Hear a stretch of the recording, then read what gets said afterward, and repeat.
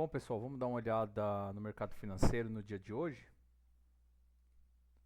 Então, começando pelo nosso modelo de cálculo de arbitragem global, né? Então, vamos lá fazer a conta, né?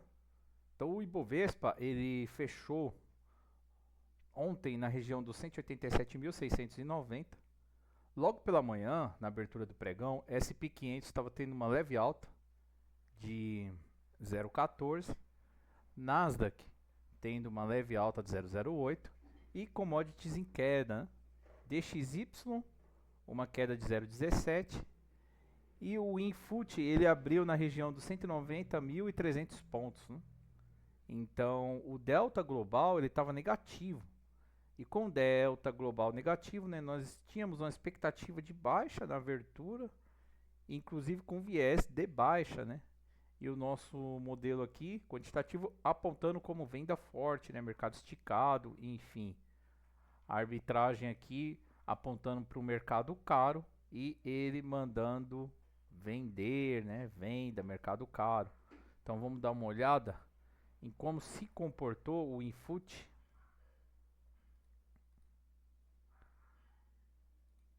Então aqui nós tivemos, conforme, né, o nosso indicador, né, uma queda logo no início do dia.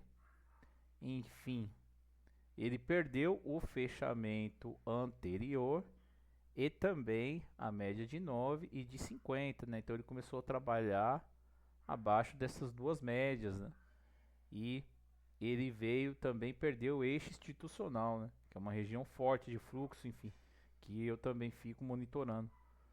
E o que aconteceu? Ele veio depois trabalhar próximo do gatilho de venda, né?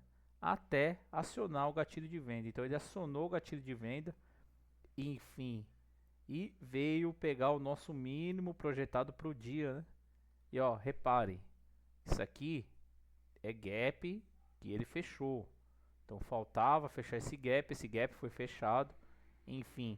E tinha mais dois gaps para fechar, esse aqui e esse ainda, né? Praticamente fechou, né? Falta pouco para fechar aqui na região do 184.657. Então, provavelmente amanhã ele já fecha, né? Então ele veio também buscar o fechamento desses respectivos gaps, né? Então é importante também, além de você olhar o mercado sob a ótica dos dados, da análise técnica, é importante a gente guardar esses gaps, né? Porque muita gente não acaba não marcando no seu gráfico, né, esses gaps. Eu vejo muita análise, enfim, e o pessoal acaba não falando dos gaps, né? E o fechamento desses gaps é importante. Inclusive, muitas vezes que ele não fecha no mesmo dia, ele vai fechar no decorrer dos dias, né? Então, ele veio aqui buscar o fechamento de gap. Então, ele chega na nossa mínima projetada do dia, né? Mínimo projetado do dia, enfim. Então, acionou a venda, veio pegar o mínimo projetado do dia, enfim, e renovou a sua mínima no decorrer do dia, né? Vamos dar uma olhada quantos pontos que deu esse trade após o acionamento do gatilho.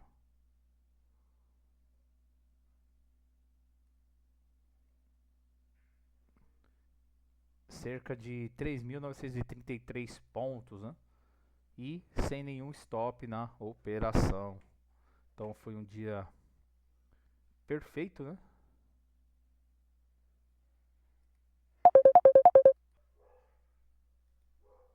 Então esse foi o Infut no dia de hoje. Vamos dar uma olhada no dólar agora.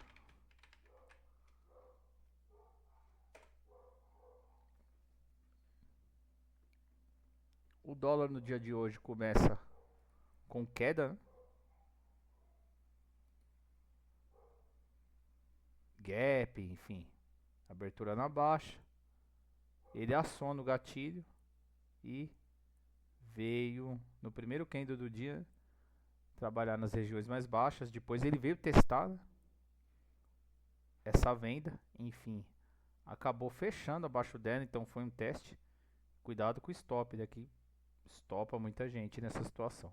Então ele fechou abaixo e depois veio renovar a mínima, né? chegando em um dos nossos alvos aqui na região dos 4.926,50, né? E depois ele veio de novo testar esse gatilho de venda, né?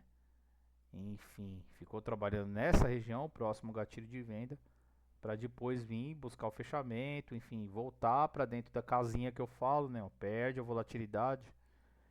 E aí nessa região aqui é pouca volta, tanto é que ele fechou com 0,13, né? Pouca volatilidade. Enfim, essa região aqui eu chamo de zona morta, né? Então o trade aqui se deu contra a tendência, se fosse atuar na ponta compradora, né? Então você entraria nessas regiões aqui. Então ele tem um repique, e, enfim, vem testar a venda, e aí você vai ajustando seu stop gain, né? Caso ele venha testar de novo a mínima do dia, né? Mas hoje aconteceu, inclusive eu falo muito sobre isso, né? Ele aciona a venda, enfim, depois ele vem testar essa venda, né? Eu chamo de teste da venda, depois ele vem e renova a mínima do dia, né?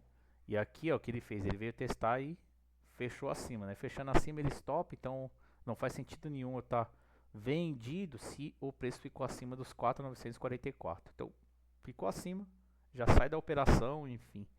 E ele veio trabalhar inclusive acima da média de 9, né?